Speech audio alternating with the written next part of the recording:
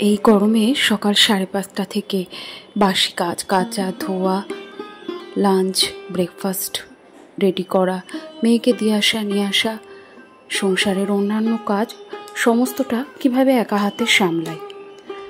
Hello everyone, good morning. কেমন আছেন সবাই? আশা করি সবাই খুব ভালো আছেন, আর আমরাও ভালো আছি। আমার আরও একটি নতুন ব্লগে আপনাদের সবাইকে স্বাগত জানাই। সকালবেলার ওয়েদারটা বেশ ঠান্ডা, ঘুমটা ভেঙেছিল ঠিক 5:05।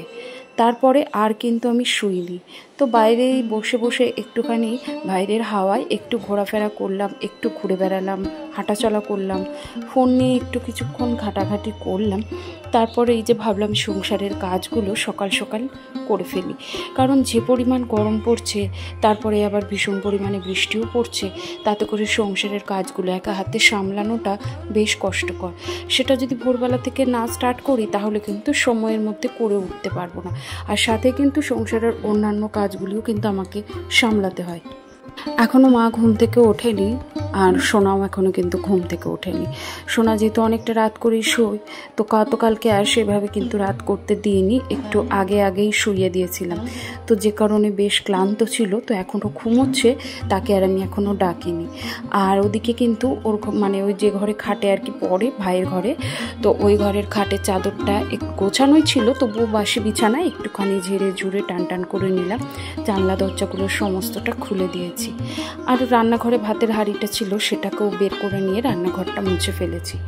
প্রতিদিন আপনাদের সাথে আমার ওই সমস্ত ঘরগুলো গোছানো, পরিষ্কার করা, সেগুলো দেখানো হয়, কিন্তু এই ঘরটা সেইভাবে আপনাদের সাথে শেয়ার করে উঠতে পারি না।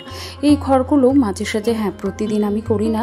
ভাই যেদিন বাড়ি থাকে, ও ঘুম থেকে উঠে কিন্তু ওর খাটের বিছানা তুলে ঘরদোর ঝাড় দিয়ে এই ঠাকুর ঘর আর বারান্দাটা মুছে ফেলে, কিন্তু সেদিন আর আমার করতে হয় না। তবে আজকেই কিছুদিন 2-3 দিন আর কি ভাই নেই, তো সেই 2-3 দিন আমি সামলাচ্ছি এই কাজগুলি। আবার মাঝে সাঝে বাবাও করে থাকে, মাও করে থাকে। তবে আজকে তো মা ঘুম থেকে ওঠেনি, আর বাবারও আসতে এখনও অনেকটা লেট, তো সেই কারণে আমি এই কাজগুলি সেরে ফেললাম। তো ওই যে ওই ঠাকুর ঘরটা দেখলেন, ঘরটা ভালো করে বাবার খাটটাকেও একটু ঝেড়ে দিয়েছি, যদিও ঝাড়াই ছিল, তবুও ঝেড়ে দিয়েছি। ভাইয়ের খাটটাকেও হালকা ফুলকো করে একটু গুছিয়ে নিয়েছি, গোছানোই ছিল, চাদরটাকে একটু টান করে দিলাম। আর ওই একটা লুঙ্গি আর গামছা ছিল, সেটাকেও ভাঁজ করে জায়গায় রেখে ঘরদোরটা ভালো করে ঝাড় দিয়ে নিচ্ছি। তো এরপরে মুছে নেবো, কারণ বাসি ঘর। আর আমাদের এই যে নতুন ঘরগুলি দেখছেন, এগুলি এত সকালে মুছি না, এক দিন মুছি, তবে যেদিনকে সকালবেলায় মুছি সেদিনকে না বেলা বাড়ার সাথে সাথেই ঘর বারান্দাগুলি আবারও নোংরা হয়ে যায়। তো বারে মোছা এটা বেশি কষ্টকর হয়ে ওঠে, ওই জন্য একেবারে রান্নার সেরে কিন্তু আমি ঘর দুয়ারটা মুছে ফেলি। আর এই তো ঠাকুর ঘরটা মোছা হয়ে গেছে, আর এই বারান্দাটা একটু ভালো করে মুছে নিলেই হবে। তো এই ঘর বারান্দাগুলো আমি মফের সাহায্যেই মুছি। আমি ইদানিং এই 2-4 দিন ধরে, 2-4 দিন বলবো না, বেশ কিছুদিন ধরে আমাদের ওই ঘরটাও মফের সাহায্যে মুছছি। তবে এই মফটা না একেবারেই প্রায় ক্ষয়ে গেছে, আবারও কিনতে হবে, তবে এই মুহূর্তে সেটা সম্ভব হয়ে উঠছে না, তো যে কারণে হাত দিয়ে মফ দিয়ে দুইভাবেই আর কি সেরে নিচ্ছি। তো ঠাকুর ঘর আর বারান্দাটা সম্পূর্ণটাই মুছে পরিষ্কার করে নিয়েছি। তো ঘরটাকে একটু খুলে রাখলাম, একটু হাওয়া বাতাস ঢুকুক ঘরে। আর ততক্ষণে এখনও বাড়িতে কেউ ওঠেনি, তো ওর জন্য ভাবলাম বাসি কাজটা সেরে ফেলি। তো এই যে উঠোনটা বেশ নোংরা হয়েছে, গাছের পাতা, জবা ফুলের পাতা, জবা ফুল এই সমস্ত পরে কিন্তু বেশ নোংরা হয়।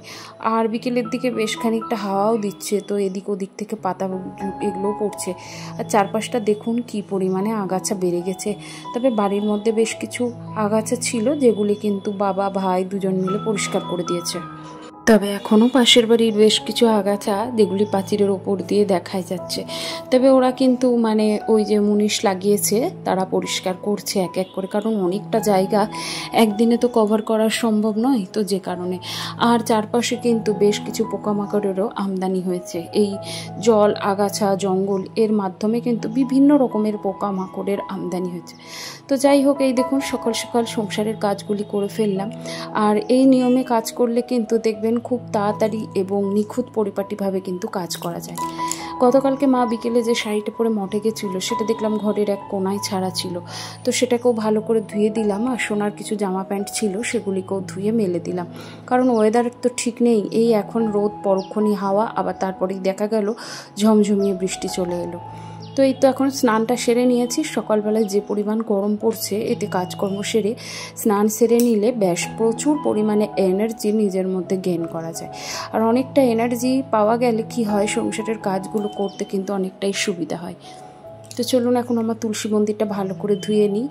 আর করোনাবালা দিভাইয়ের তো আমার তুলসী মন্দির ভীষণ পছন্দ। উনি তো ভিডিওর প্রথমে তুলসী মন্দির দেখে খুব ভালো লেগেছে।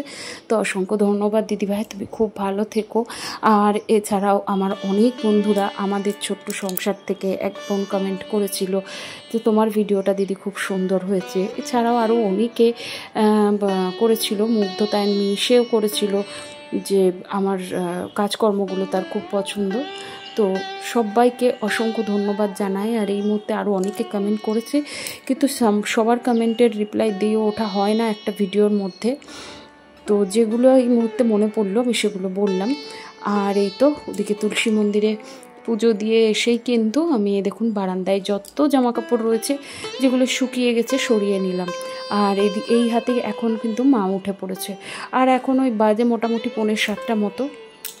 তো মা ঘুম থেকে উঠে এখন ফ্রেশ হবে, জপান্নি করবে। আর এদিকে আমার পেয়েছে ভীষণ পরিমাণে তেষ্টা, তো একটু জল নিয়ে বসেছি। আজকে আর গরম জলটা খেতে ভালো লাগে না, সকালবেলায় উঠে ওই গলা দিয়ে আর কি গরম জলটা নামে না, যে পরিমাণ গরম পড়ছে। শীতকালে বেশ ভালো লাগে, তবে গরমকালটা আমার খুব কষ্ট হয় গরম জলটা খেতে। খুব কষ্ট করে এক আধ দিন আর কি খেয়ে থাকি, তাছাড়া এমনি নর্মাল জলই খাই। তাই আজকে এই যে 2 গ্লাস বসে নর্মাল জল খেলাম। আর ওইদিকে কিন্তু চাটাও বসিয়ে দিয়েছিলাম। তাই যে চায়ের জলটা ফুটতে চিনি আর চা পাতা দিয়ে ছেঁকে নিয়েছি। তা আমি আর বাবা ওদিকে চা খেয়ে নিয়েছি, বেশ কিছুক্ষণ বসেছিলাম।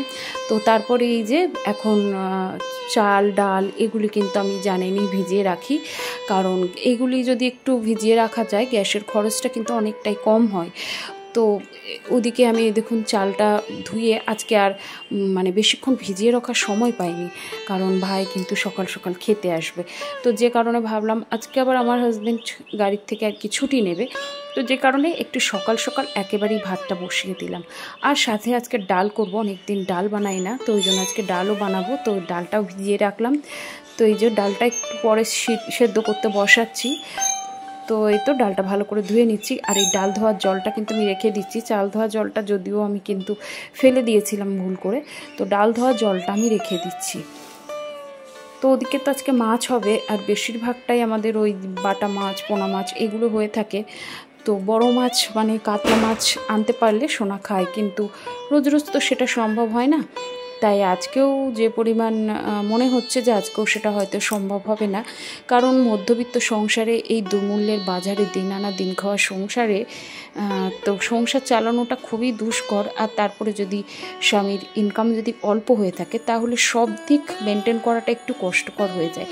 আসলে রেগুলারের যে বাজার খরচ সেটা কিন্তু কোনো দিন কম কোনো দিন বেশি হয়ে যায়, কিন্তু আর যেসব অন্যান্য খরচ সেগুলি কিন্তু আমাদের একই রকমই থাকে। যেমন হচ্ছে ইলেকট্রিক বিল, তারপরে মেয়ের টিউশন খরচা, তারপরে মা বাবার ওষুধের খরচ, তারপরে শ্বশুরমশাইয়ের যদিও সেরকমভাবে ওষুধ লাগে না, তবে মায়ের লাগে, আমার হাজব্যান্ডের লাগে, বাড়ির কিছু কিছু ওষুধ থাকে আমার মেয়ের লাগে, সেগুলির খরচ। তারপরে হচ্ছে ওই যে স্টারের বিল, মুদিখানা খরচ, এইগুলো কিন্তু একই রকম থাকে, এগুলো কিন্তু কম বেশি করা যায় না। তবে বাজার খরচটা একটু এদিক ওদিক করে কম বেশি করা যায়। তো এই যে মাছটা প্রত্যেক দিন একই রকম মাছ আনি না, তবে কিছু কিছু দিন আবার একই রকম হয়ে যায়। আসলে যেরকম মূল্য সেরকম জিনিস হবে, এটাই নিয়ম। তো ওই আর কি, তো আজকেও মাছটা সেরকমই হবে। তো ওই কারণে ভাবলাম কি সোনা অনেক দিন ধরে বলছি একটু ডালের বড়া খাবে, তো আজ কাল পরশু করে হচ্ছেই না। তো যে কারণে ভাবলাম আজকে ডাল বানিয়েছি, আর সাথে ভেন্ডি আলু ভাজা আর একটু ডাল, মটরের ডাল ভিজিয়ে রেখেছি, ওটা ভিজতে থাকুক, ততক্ষণে কিছুটা রান্না এগিয়ে নিচ্ছি। ডালটাও বসিয়ে দিয়েছি, ভেন্ডি আলু ভাজাটাও বসিয়ে দিয়েছি, ভাতটা হয়ে গেছে, ওটাকেও উপর দিয়ে নিয়েছি। এপাশে সোনাও ঘুম থেকে উঠে পড়েছে আর ও গেছে ফ্রেশ হতে। আর সেই সাথে ভাবলাম কি বাসি বিছানাটা অনেকক্ষণ পড়ে রয়েছে, আর আজকে চাদরটাও চেঞ্জ করব, কারণ সাদা চাদর বেশি দিন খাটে পেতে রাখা যায় না। তো ওই জন্য চাদরটা চেঞ্জ করে নিলাম। আর ব্রেডটা সেকে বাটারটা দিয়ে আর কি চিনি দিয়ে আর সাথে দিয়েছিলাম চা। তো আজকে বললো এটাই খাবে। তো অন্যান্য দিন ডিম সিদ্ধ দিয়ে আজকে আর খেতে চাইলো না, তো সেই ডিম সিদ্ধ তো থাকবে, দুপুরবেলায় খেয়ে নেবে। আর বাড়ির বাকি সকলে মানে মা বাবা, মা খেয়েছে মুড়ি কলা আর বাবা খেয়েছে আম আর রুটি। গতকালকে 2টো রুটি ছিল, সেই রুটি দুটো সেকে বাবাকে দেওয়া হয়েছিল। আর ওদিকে আমি আমার বিছানার চাদরটাও চেঞ্জ করলাম। একসাথে 2-3টে চাদর কিন্তু আমি কাচতে পারি না। ওদিকে আমার হাজব্যান্ডের জামা কাপড় রয়েছে, ভাই কিছু জামা কাপড় ছেড়ে থুয়ে গেছে, তো সেইগুলি দিয়ে আমার বেড কভারটা, বালিশের কভারগুলো দিয়ে একেবারে ভিজিয়ে রাখলাম। একটু পরে ওগুলিকে কেচে মেলে দেবো। আর এই সাথে সাথে ওদিকে দেখলাম ভাইও চলে এসছে, তাই ডাল, একটা অমলেট আর এই ভেন্ডি আলু ভাজা দিয়ে ভাইকে আপাতত খেতে দিয়ে দিলাম। আর এর মাঝখানে ওকে খেতে দিয়েই কিন্তু আমি বাজারে গিয়েছিলাম। এখন ওই মোটামুটি 9টা 10-15 মতো বাজে। তো এর মাঝখানে আমি বাজারে গিয়েছিলাম, এসে মাছ ধুয়ে এই যে মাছের ঝোলটা বসিয়েছি। ইচ্ছে ছিল ভাইকে দেওয়ার, কিন্তু হয়ে উঠলো না, কারণ ওইটুকু সময়ের মধ্যে এতগুলো কাজ করা, তার মাঝখানে বাজারে যাওয়া, সেটা সম্ভব হয়ে উঠলো না। আর এই তো এখন রান্না কমপ্লিট করে ফেলেছি, ভেন্ডি আলু ভাজা, ডাল, মাছের ঝোল। তো এটাই হচ্ছে রান্না। আর এই যে এই ভাতটা ভাই খেতে পারিনি, ওটা তুলে রেখেছে। আর এখানে গতকালকের একটা ডিম রয়েছে, গতকালকে ডিমের ঝোল বানিয়েছিলাম, তো সেই ডিম রয়েছে। তো এই হলো আমাদের আজকের রান্না। দুপুরবেলাকার রান্না মোটামুটি সমস্তটাই কমপ্লিট হয়ে গেছে। তো ওদিকে কিন্তু দুপুরবেলায় মানে এখন অনেকটা সময় কাটিয়ে নিয়েছি, স্নান করে একটু রেস্ট নিয়ে। আর এখানে সোনাও বললো ভাত দিয়ে দাও, খিদে পেয়েছে। তো ওই যে বড়া ভেজে দিয়েছি, ভেন্ডি আলু ভাজা, ডাল, লেবু, তো এটা দিয়েই ও খেয়ে নিয়েছে। আর ডিম খেতে চাইলো না বলে আজকে আর ওকে ডিমটা দিইনি। তো এই হলো আমাদের আজকের দুপুরবেলাকার একদম সোজা মাটা সাদা একদম সিম্পল একটা খাবারের মেনু। তো এখন দুপুরের পর এই দেখুন চারপাশটা এত কালো করে মেঘ করে এসছে। তো এই জামা কাপড়গুলো আজ শুকনো হয়েছে, এগুলিকে এবার জায়গা মতো তুলে ফেলবো, না হলে কিন্তু ভিজে গেলে আবার মুশকিল। তাহলে চলুন, আজকের ভিডিওটি আপনাদের কেমন লাগলো অবশ্যই কিন্তু একটি কমেন্টের মাধ্যমে জানাতে ভুলবেন না। যদি কোথাও ভালো লেগে গিয়ে থাকে প্লিজ একটি লাইক করে দেবেন। আর এই যে সমস্ত জামা কাপড়গুলো তুলতে তুলতেই হাওয়া দিচ্ছে এত পরিমাণ, মনে হচ্ছে না যে বৃষ্টিটা হবে। তো যাই হোক, চলুন আজকের মতো আসি। সবাই খুব ভালো থাকবেন, সুস্থ থাকবেন। আবারও দেখা হবে নতুন কোনো ভিডিওর সাথে।